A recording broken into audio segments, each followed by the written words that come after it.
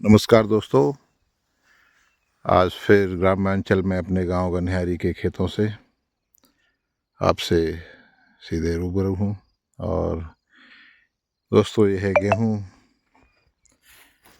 इसमें हाल ही में सरसों की जो खरपतवार उगाई थी उसको पटवाया गया है। और ये जो है, ये पास में सरसों लगी हुई है। सरसों कितनी अच्छी लगती है। अब देखिए, सरसों में ये पिताजी घूमते हुए, और सरसों की जो खेत हैं वो गेहूं के साथ हरियाली में पीलापन कितना अच्छा लगता है। सरसों के हरे डंठल और ऊपर पीले फूल और उसके नीचे गेहूं, ऊपर नीला आसमान। ये प्रकृति का चरम सौंदर्य कह सकते हैं इसको हम। और ये देखिए गेहूं है, इधर सूरज अस्ताचल की तरफ है। और यहाँ ये खरपतवार उखाड़ा गया है। जो राई अनावश्यक रूप से अयाचित थी, अनापेक्षित थी, ये उगाई है। इसको पटाकर, इसको उखाड़ कर इस तरह से रख के ढेरी लेबर बना ली है। और एक पहले यहाँ पर एक और छोटा सा डैम बनाया गया था, उसका खम्भे के कारण उसको नहीं हटाया गया। बाकी ये आगे था, इसको हटा दिया गया। इसको भी साफ करवा के जब फसल कट जाएगी तो इसको इस खेत में मिला दिया जाएगा। अनावश्यक रूप से फालतू जगह दी हुई है। और दोस्तों, ये आप देख रहे हैं यहाँ आगे से ये इस तरह से राई उखाड़ रहे हैं। और इधर ये पुराना नीम है जिसको मैंने कई बार हर वीडियो में बताया है। और आगे धनिया है, निदाई चलती हुई। ये पास के गांव कटरोदा से हैं और अपने इसको उखाड़ रहे हैं। सरसों जो अनावश्यक रूप से उगाई है, इससे गेहूँ ठीक ठाक हो जाएंगे, वरना ये बहुत बड़ी तादाद में खेत में थी। तो आप देख रहे हैं दोस्तों, गांव में पर्दा प्रथा होती है तो ये लोग देखते ही वो कर लेते हैं, महिलाएं हैं। तो ये पार जिसकी मैं बात कर रहा था, ये जो है इस तरह से ये जगह फालतू कर रही। इसको अगले इसी फसल कटने के बाद गर्मियों में इसको साफ कराएंगे। और ये यहाँ से, इधर से मैं आपको दिखा रहा हूँ, ये पूरा का पूरा जो है उसकी खरपतवार को उखाड़ा जा चुका है। और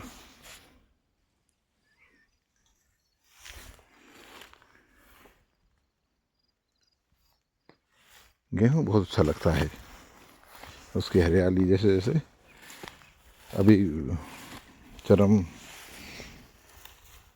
ऐसी इस तरह की। देखिए, ये राई या सरसों है, इसको अलग करके, क्योंकि ये बोई नहीं गई है, बीच उसमें हो गई है, इसको उखाड़ रही हैं ये।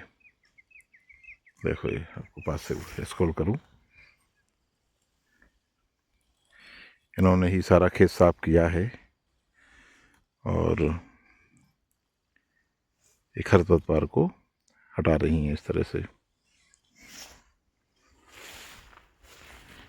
और ये मैं इसमें चल रहा हूँ। एक अलग तरह का खरपतवार भी इसमें है, देखिए दोस्तों ये। अब इसको तो नहीं, लेकिन ये तो नीचे रह जाएगा। लेकिन ये जो सरसों ऐसे रख देते हैं उखाड़ कर, ये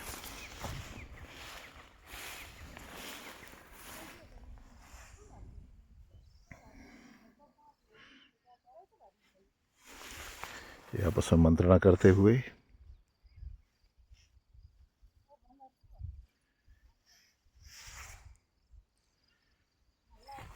दोस्तों, ये देखिए, ये ढेर इस तरह से इसको उखाड़ उखाड़ कर यहाँ ऐसे रख देते हैं।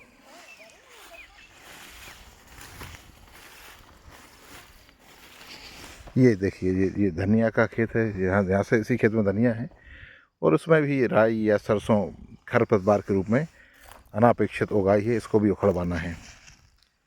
ये कल ये सब लोग आएंगे और इसको उखाड़ देंगे। कितनी बड़ी तादाद में ये धनिया है दोस्तों। ये देखिए ये इस तरह से ये उग रहा है और इसके बीच में ये सब धनिया है। धनिया ही बोया गया है लेकिन इसमें देखिए कितनी सरसों उगाई है। ये जो है पटा रही हैं, उखाड़ रही हैं गेहूं में से सरसों को। और सरसों देखिए ये अंतर होता है, ये सरसों फसल है क्योंकि ये बोई गई है और ये सरसों गेहूं में उगाई है इसलिए खरपतवार है। और खरपतवार के रूप में इसको उखाड़ के इस तरह से अलग अलग करके उसको ढेरी बना बना कर रख देते हैं। और ये जो ढेरी बनाते हैं उसको मवेशियों के लिए, गाय भैंस के लिए चरने के लिए ये लोग ले जाते हैं। यहाँ से अपने घर भी जाती है कुछ।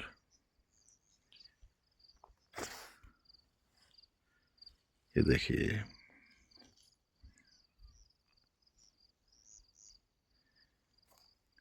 ये प्रकृति का सौंदर्य शास्त्र है। वैसे इसमें पानी भरता है, ये तालाब है लेकिन पानी केवल अभी इसके जो खेत तालाब का गड्ढा है, इसको ये कहें कि ये इसके पीछे नीचे पानी भरा हुआ है। यहाँ बाकी ये खाली हो गया है और उसमें नमी सूखने के बाद धनिया बो दिया गया है। ये पूरा काला और ये आपको छोटा छोटा हरा दिख रहा है, ये गेहूं के बाद इस पूरे की पूरी धनिया ही है। ये चमकती हुई सरसों है जिसको भी उखाड़ा जाएगा। और ये इधर कुछ चना भी है आगे जाकर, ये आप देख सकते हैं। सूरज के जो लाइट चल रही है इसलिए इधर वो सही दिख नहीं रहा है। ये सब धनिया है सामने, ये भी और आगे बाद में बोई इसलिए वो कम हरी दिख रही है। और एक तरह का खरपतवार ये भी है, मतलब पूरा कैसे, हालांकि इस पर खरपतवार नाशक दवा का छिड़काव होगा। ये भी एक तरह का खरपतवार आप देख रहे हैं दोस्तों। ये इस तरह नहीं उखाड़ा जा सकता हर जगह से, लेकिन उस पर पानी देने के बाद ये इस तरह इसको पहले इसकी सिंचाई होगी, उसके लिए लाइन बिछा दी गई है ये खेत तालाब से। और आज शाम से ये इसकी सिंचाई शुरू हो जाएगी धनिया की। पहले चना उधर, इसके बाद धनिया। और इसके बाद जब उसमें नमी कम हो जाएगी, कीचड़ नहीं रहेगी, तब फिर उसमें खरपतवार नाशक दवा का छिड़काव किया जाएगा। और इस बीच ये सरसों को उखाड़ते हुए गेहूं में से 2, 4, 6 महिलाएं। और इस तरह से दोस्तों कृषि को संवारना पड़ता है। मुझे तुलसीदास की, महाकवि तुलसीदास की कविता याद आती है। वो लिखते हैं कि कृषि निभा रहे चतुर किसाना। तो उस जमाने से भी, प्राचीन काल से ही खेती हमारा मुख्य अर्थव्यवस्था का आधार रहा है। और तुलसीदास जी ने खुद देखा होगा कि जो किसान जो है खेती किस तरह करते हैं और कैसे उसके चतुर किसाना कहा है। जो लोग अच्छी खेती करते होंगे उनके प्रति उनका आशय है कि वो कैसे मेहनत करते होंगे, पूरी प्रक्रिया को अपनाते हुए जो भी उस समय चलती होगी। तो लगातार वो सब चल रहा है। वैज्ञानिक विकास हो गया है तो वो सारी चीज़ें हैं। लेकिन विडम्बना ये है कि सबसे बड़ी बाधा खेती में, मैं हर बार कहता रहा हूँ और है भी, कि कृषि में जो क्रॉप्स हैं, फसलें हैं, उनको समर्थन मूल्य सरकार द्वारा निर्धारित नहीं किया गया है। लागत तो निश्चित है। अब देखिए ये लोग लागत, मतलब पूरे सब लगाने के बाद, बीज, खाद, पानी, उर्वरक वगैरह सब करने के बाद भी ये खरपतवार है तो उसको उखाड़ना पड़ रहा है। ये अतिरिक्त किस्म का व्यय है, लागत है। लेकिन आय निश्चित नहीं होती। कोई भी रोग लग जाता है फसल में, कोई भी कुछ भी। ये धनिया की आप क्यारियाँ टाइप की ये कूड़ देख रहे हैं, ये लाइन में सीडर द्वारा बोई हुई धनिया ये सब इस तरह से। ये इसमें चूँकि ये बाद में बोई गई है और उसमें एक और जुताई ज़्यादा हो गई है, इसलिए इसमें ज़्यादा खरपतवार इसमें कम है, ज़्यादा नहीं है। इधर पहले ये इसमें ज़्यादा है इस तरफ से। तो ऐसे होता रहता है। तो सबसे बड़ी बात है कि एक एमएसपी, मिनिमम सपोर्ट प्राइस, न्यूनतम समर्थन मूल्य जिसको हिंदी में कहें, होना चाहिए। जैसे हर चीज़ का, माचिस का, चॉकलेट का, सुई का भी एक रेट होता है, दाम होता है, एक मूल्य होता है, निर्धारित कीमत होती है। ऐसी फसलों की भी कीमत होना चाहिए। तो किसान को इस तरह की एमएसपी रखी जाए जो लाभकारी हो, तो खेती कुछ ज़्यादा जोखिम नहीं लेगी और फिर ठीक ठाक कुछ हो सकेगा। और एक बड़ी पीढ़ी का भार, पूरे देश का भार कृषि पर है। कोरोना काल में जब सब उद्योग बंद हो गए, बाज़ार बंद हो गए और लोगों ने मज़दूरों को भगा दिया, जो लोग महानगरों में, बड़े शहरों में गांव से जाकर मजदूरी करते थे बड़ी तादाद में, तब उन्हीं गांवों ने शरण दी जिनसे वो अपनी ज़मीन जायदाद बेचकर तक चले गए थे, या उनका कोई रहता होगा या कोई उनके परिवार जो भी है उसके पास लौटे, और गांव ने उनको भोजन, आश्रय और उनको घर और जीवन दिया। बहुत से लोग जो है आकर वहाँ से यहीं बस गए हैं त्रासदी को देखने के बाद, और गांव में बाकी ठीक ठाक हालात होने पर पुनः चले गए।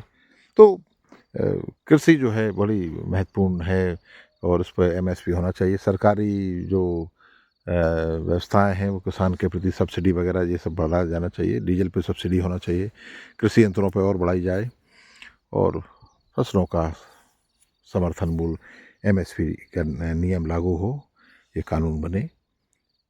वीडियो लंबा हो रहा है। बहुत बहुत धन्यवाद दोस्तों, नमस्कार।